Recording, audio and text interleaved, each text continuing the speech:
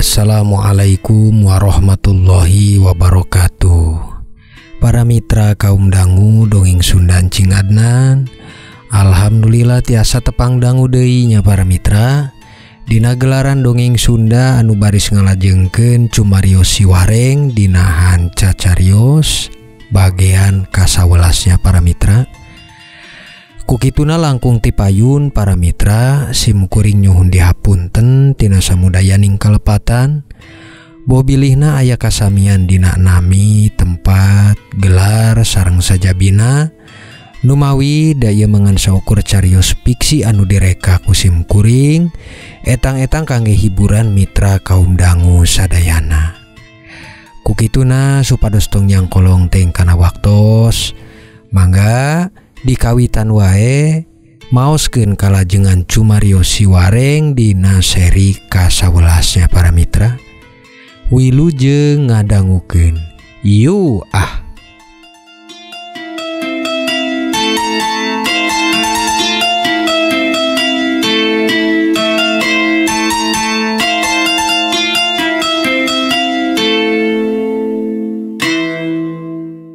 Para mitra kaum dangu, dirasa geus kaatur sadaya rencana gorengna Pranoga Gutajaya kiwari. Boh dina maleskeun rasahan jeluk kalawi sanjaya kitu deui nya karas kawintala. Kiwari kantun manehna nu cobi bade ngadep langsung ka Prabu Guntarasena para mitra. Dengarkan terus tayangan program terpopuler dari channel YouTube Encing Adnan Dongeng. Hiburan sambil rebahan. Dongeng Sunda Munjung Gondoruo tayang setiap hari Senin dan Kamis pukul 8 malam. Kisah bernaskah Tali Pocong Perawan Pemikat Jodoh tayang setiap hari Selasa dan Jumat pukul 8 malam. Dongeng Sunda Siwareng tayang setiap hari Rabu dan Sabtu pukul 8 malam. Live streaming Cerpen Indonesia Pilihan setiap hari Minggu pukul 8 malam. Subscribe dan aktifkan loncengnya untuk mendapatkan notifikasi terupdate dari channel Encing Adnan Dongeng. Katingal harita Prabu Guntarasena jeung Nyimas Ratu Rantang Sari di sajejeran babagan kursi kahormatan jeung pangantenan anakna. Kucarana harita Pranoga Gutajaya akhirna tiasa madep oge ka Prabu Guntarasena. Lantaran sora gamelan jeung kendang jaipongan nu tari kadangu dugikeun mun saukur ngomong ku jajauhan tangtosna moal bakal jelas didanguna para mitra. Kukituna Pranoga Gutajaya ngaharewosan Prabu Guntarasena kalayan sapinuhna bahwa anjeuna golongan tiras kawintala nu kiwari dikongkon keur nyiasatan tiasa asup kana hajat Prabu Guntarasena. Ngadangu harewos beja ti Pranoga Gutajaya harita, Prabu Guntarasena lajeng ngaharewosan deui ka Siwareng sapertos nu disaurkeun ku Pranoga Gutajaya bahwa di tukang kantun disauran hungkul nu bakal ngajeleng ngaliwatan benteng tukang tangtosna nyaeta Lawe Sanjaya jeung Ras Kawintala. Anjeuna bakal asup kana taktik si Pranoga harita. Nanging para mitra, Siwareng rikat kalayan teu nyirenkeun manehna keur ngatek Aji Sukma pangrungon nu mana eta ajian tiasa ngadangu salebeting jero kocap hate jelema anu goreng. Siwareng ngadangu yen Pranoga Gutajaya nyarios kieu para mitra. Walami Lawe Sanjaya jeung Ras Kawintala bakal asup kana jebakan dewek. Yang kantun dewek ngabereskeun Siwareng jeung Prabu Guntarasena. Sabab dewek geus boga kahayang nyaeta palai jeneng salaku Prabu di taneuh Gambang ieu oge. Gunemna Pranoga Gutajaya dina hatena ngan hanjakal panyangkana Siwareng jalma hende pangabisana ku anjeunna teh. Janten kiwari Pranoga Gutajaya malah diulinkeun ku Siwareng. Kurang ajar, ngaran penjahat jeung pengkhianat moal sagampang kitu dek tobat mihak ka musuh mun lain aya kagorengan hate jeung tujuan. Disangka urang teu ngadenge meureun kocap hatena wayahna dek diulinkeun sia teh kurang. kocap Siwareng dina hatena para mitra. Bari pelong ka Pranoga jeung Prabu Guntarasena. Nya kiwari Siwareng lajeng umajak langsung ka Prabu Guntarasena jeung Pranoga Gutajaya supados langsung wae ka tukang. Prabu Guntarasena harita cekap mercayakeun ka Siwareng sadayana. Janten babahan kursi pangantenan ditinggalkeunana ku Siwareng. Nyimaski nanti oge lajeng naros ka Siwareng nu can terang aya naon dupi Rama jeung salakina kiwari bade angkat tina kursi ka pangantenanana. Aya naon Kang Wareng? Aya penyusup ti golongan ras kawintala di tukang. Nyai ongkoh-ongkoh we heula nya di dieu. Ku akang bade diberesan heula Nyai. Mangga Kakang. Kahade nyang Kang. Tembal nyimaski nanti para mitra. Percaya taya kurasa mangmang sakedik oge ka salakina. Dumeh terang salakina mangrupi pendekar nu pinilih tanding. Luhung ku elmu jembar ku pangarti. Lain samanea ukuran jelma biasa. Mantak pantes ger harita janten minantu Prabu Guntarasena salaku Prabu nu ngageugeuh taneuh gambang dina ieu carita.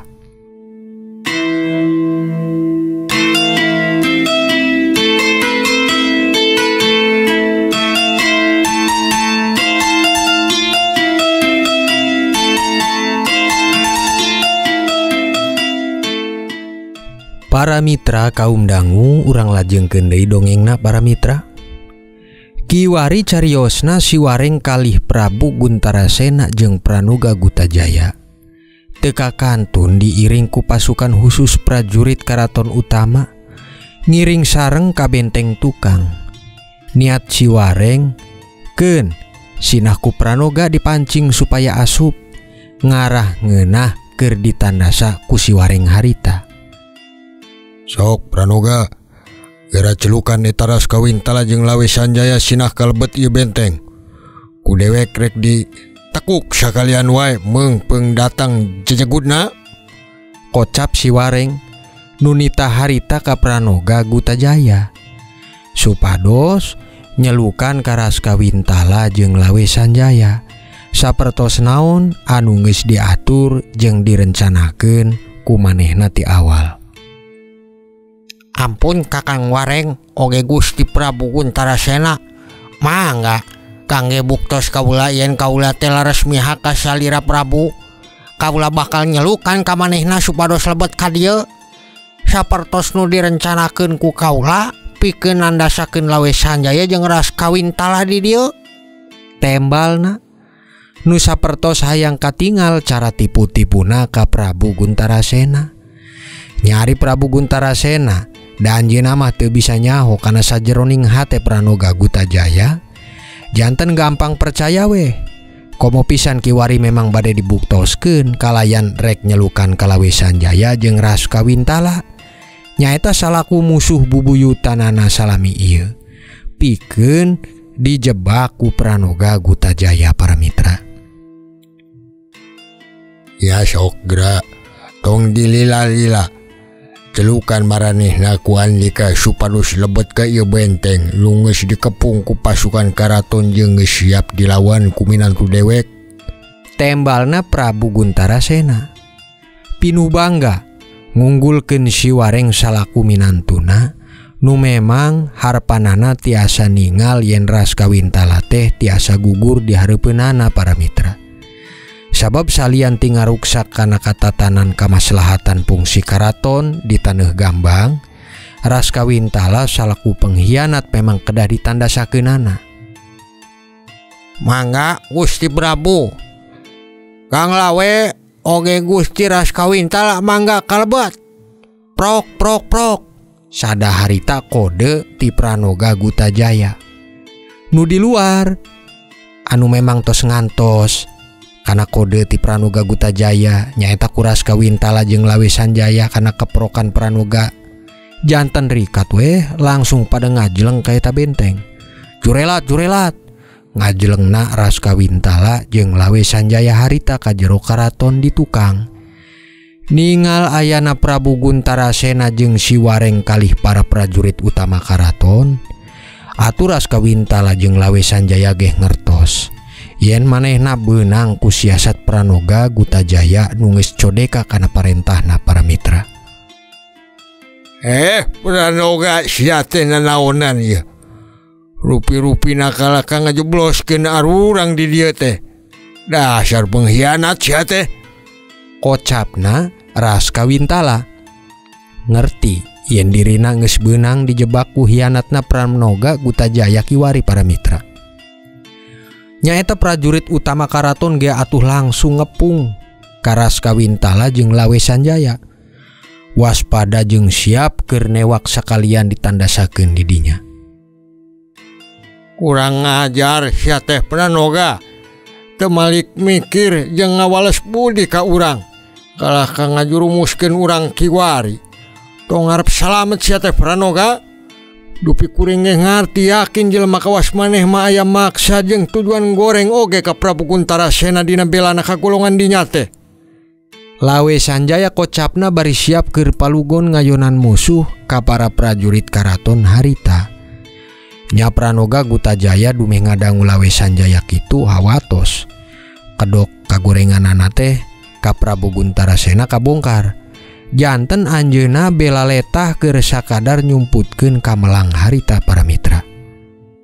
Lawe Sanjaya, kurang ajar ngomong teh obong-obong letah teh tulangan. Tong disaruakeun atuh antara dewek jeung maneh nu bisa nangan saukur cicing bari teu nyadar yen salami ieu urang teh bisa dahar. Nyaeta bisa dahar teh pedah ayana leuweung, lu masih beunang ku asina Gusti Prabu Kuntarasena. Anu ngingkeun urang-urang masih hirup kene dugi kiwari. Mun mikir maneh teh tangtosna musuh nu nyata mah Raskawintala nu geus banget ngimpi tah hayang ngagegeh ka taneuh Gambang ieu yang menggatkeun kawasa ti taneuh Balingbir ti Prabu Pranala. Tembalna Pranoga Gutajaya ka Lawe Sanjaya. Si Wareng seuri we ningali bancang pakebuna cara tembal ti masing-masingna para mitra. Sabab si Wareng nyaho sajeroning hate si Pranoga Gutajaya harita. Sedangkan Prabu Kuntarasena ngerasa menang. Sanaos kiwari teh acan aya hiji korban oge nu katinggal. Sabab geus ningali rasa kamelang jeung hariwangna Raskawintala harita nu geus ditingker ku para prajurit utama karaton. Geus tong loba tembalna. Sabab moal aya nu salamet di antawis maraneh kabeh di dieu. Ngan selaku bukti kangge maneh hei Pranoga Gutajaya nu saurna kiwari bade bela ka pun Rama Prabu Kuntarasena di taneuh Gambang ieu. Sok para prajurit anu sanesna pada balundur. Geramun maneh bener-bener jago oge dipandang cukup keur ngarebut taneuh Gambang hei Lawe Sanjaya oge Raskawintala. Gera jogol ayeuna hiji-hiji jeung maneh Pranoga. Ceuk si Wareng nu istuning kagugu dina hatena mah. Niat si Pranoga harita bade mentungku cara ngamanfaatkeun manehna, kiwari malah beunang sorangan nu bakal lapur mun carana kedah eleh ku Lawe Sanjaya para mitra. Kurang ajar si Wareng. Sagalana geus diatur ku siasat dewek. Kalah kamburadul kieu ieu teh. Teu sangka pinter oge politikna si Wareng. Kapaksa dewek kudu bisa ngelehkeun ka Lawe Sanjaya supados bisa kalaksana maksad dewek oge ieu teh. Ceuk Pranoga Gutajaya dina hate. Kiwari kapaksa da manehna kedah wantun keur unjuk diri nyaeta keur siap gulu ngalawan Lawe Sanjaya supados teu kaciren teuing dina tipu-tipuna ka Prabu Kuntarasena. Nya prajurit ge pada mundur. Sabab terang kiwari Pranoga Gutajaya bade jogol jeung Lawe Sanjaya. Kitu deui ka Raskawintala ngarasa tawaran si Wareng harita kalebet adil mun kedah nyalsekeun heula ka masing-masingna para mitra. Aya benerna ceuk maneh Wareng. Soklah langkung keneh kitu hiji-hiji we heula urang bereskeun di antawis masing-masingna. Sanu jago bakal lajeng ka hareupna, sanu keok tangtosna bakal lapur nyawa jeung tujuanana. Kocapna Raskawintala para mitra. Bari harita geus ningal antawis Pranoga Gutajaya jeung Lawe Sanjaya nu geus adep-adepan. Bakal pati sia teh Pranoga ku dewek. Ngader ngalawan di dinya mah sarua. Mitoskeun sireum nu ngarambat dina bulu bitis. Tenggelan ge moal aya karasana naon paling ge saukur bentol. Ceuk Lawe Sanjaya para mitra. Kocapna bari ngadedelekan pisan ka Pranoga Gutajaya harita. Tong loba omong sia teh Lawe Sanjaya. Tong ngarep nyebatkeun jago muncan ngadepan ulung jeung Pranoga Gutajaya. Dikawitan ku Pranoga nu nyerang teh heula ka Lawe Sanjaya para mitra. Peureupna teh ngeupel diarahkeun kana angen musuhna. Buk, nanging rikat Lawe Sanjaya nakis. Tak, bari muterkeun awak teh. Dicegat ku lengkahna si Pranoga. Bari nendang ku suku kedena kana beyekan si Lawe Sanjaya. Buah! Rikat ditakis deui ku Lawe Sanjaya. Het! Dugi kacolongan si Pranoga kadedeg sikut Lawe Sanjaya. Karasa ngaglenyer. Bari incred-incredan pedah ping-pingna katunjer ku sikutna Lawe Sanjaya. Dihantam atuh jegud. Peureub si Pranoga rikat nonjok kana tulang beheung Lawe Sanjaya. Bari rada rumanggieng si Lawe Sanjaya langsung beunta. Merekeun peureupna langsung kana arah ti korok ka Pranoga. Cegud. Langkung ti 3 kali Lawe Sanjaya ngahantemkeun peureupna kana ti koro si Pranoga. Nyatuh kontan. Pranoga ge ragrag bari ngarasa eungap. Nya sorak-sorakan para prajurit karaton nu nempo ge rame pisan para mitra. Saibarat ningalikeun hayam jago nu keur diadu ngarebutkeun kajagoan di antawis jelma duaan nu keur gelut. Masih hayang kene peurang peureub dewek sia teh Pranoga. Cek dewek ge ngalawan maneh mah sarua jeung ngalawan sireum nu ngarambat kana bulu bitis. Pranoga Gutajaya atuh ngerasa panas para mitra. Ngadangu kitu kocapna Lawe Sanjaya. Kurang ajar Lawe Sanjaya. Karek sakitu wae geus ngarasa meunang sia teh. Hayu, teraskeun jeung lawan ieu serangan dewek ayeuna. Pranoga nafsu deui bari nangtung. Nyerebet maju nyereg serangan ka Lawe Sanjaya. Beg. Leungeunna ibarat kolecer para mitra. Muter jeung gerakna teu kabaca ku Lawe Sanjaya oge. Beg. Cegud. Dugikeun teu sakali hungkul Lawe Sanjaya. Ujung-ujungna benang teungeul jeung tendangan nu banget karasa ti Pranoga. Saking kuripuhna harita Lawe Sanjaya nyang hareupan si Pranoga, teu sadar irungna geus ngocor getih. Terang kiwari dibeungeutna benang serangan ku si Pranoga anjeunna nafsu. Dugi cegud, silih takis jeung taki-taki dilajeng neungeul. Cegud, curelat blak. Si Pranoga benang angeuna ku dengkul si Lawe Sanjaya. Duginya harita teh gugur. Ngocor getih we sungutna eta Pranoga teh alatan dengkulna Lawe Sanjaya anu nunjer kana lambung si Pranoga Gutajaya. Sia teh pengkhianat modar sia. Ocapna Lawe Sanjaya nu geus ngelehkeun ka si Pranoga harita nu geus ngahianatan ka manehna jeung Raskawintala para mitra. Si Wareng nu ningal jeung Prabu Guntarasena oge ngiring keprok nu nandakeun hormat kana kameunangan anak Kiwari geus ngelehkeun Pranoga Gutajaya. Teu kudu kaluar tanaga, pikir si Wareng teh saukur keur ngaleungitkeun nyawa si Pranoga mah. Nu istuning salaresna oge pengkhianat kangge pihak mitohana Kiwari para mitra. Hebat oge maneh teh Lawe Sanjaya. Geus bisa ngelehkeun batur sorangan. Memang pantes keur maneh menangkeun panghargaan nu geus ngelehkeun ka Pranoga Gutajaya salaku pengkhianat ulung. Boh ka pihak maneh atanapi ka pihak urang. Nanging sanajan kitu tetep urang ngahargaan ka jasa Pranoga oge nu geus bisa ngajebak maneh duaan asup ka ieu karaton. Nu tangtosna moal capek keur dewek neangan kaleuweung-leuweung saukur kangge nyabutkeun nyawa maneh duaan. Kocap si Wareng ka Lawe Sanjaya jeung Raskawintala. Raskawintala oge nu ngadangu cara kocap si Wareng ngarasa kasinggung pisan para mitra. Dianggap sombong jeung sok adigung harita si Wareng teh. Hei si Wareng, ulah sok ngomong si gadunya ari sing horeng busuk doang jero kocapanana. Tong loba catur jeung dewek mun nya hayang ngarasakeun kadigjayaan nu dewek boga. Yeuh Raskawintala, sok geura tarima ku maneh ayeuna. Wer, sora seuneu disemburkeun harita teh. Harita kene Raskawintala nyemburkeun seuneu tina sungutna make ajian Braja Geni para mitra. Memang sakti jeung pantes kapuji dumeh disieunan ku balad-baladna sabab naon nu disemburna ngadadak tutung garing sangit kitu kanyataanana para mitra. Nya si Wareng rikat ngajleng ngajurelat. Nengkep bari nonjok kana beuheung ras kawintala.